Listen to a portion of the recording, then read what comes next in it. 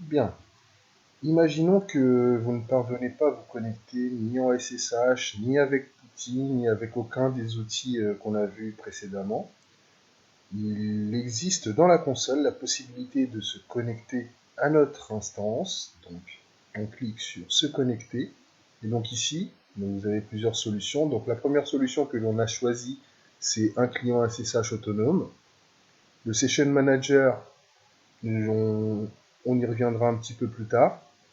Donc là, ce qu'on va utiliser, c'est la connexion d'instance EC2 ou EC2 instance connect. Donc c'est assez simple. Donc on se connecte avec l'utilisateur par défaut, EC2 user. C'est l'utilisateur par défaut de l'image Amazon que l'on a choisi. Donc la Amazon Linux 2. Donc on se connecte.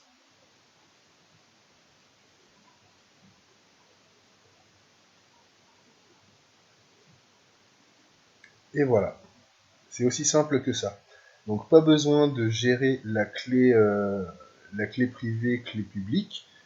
Ce qui va se passer en arrière-plan, c'est que la console va générer une clé à la volée et pour cette session uniquement. Donc c'est des clés temporaires qui sont générées pour pouvoir se connecter de cette façon-là. Donc de la même manière, vous pouvez faire les mêmes commandes.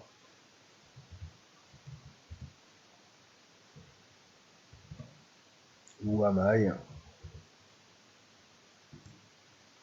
EC2 user. Donc c'est exactement le même comportement que dans un terminal ou que dans PuTTY.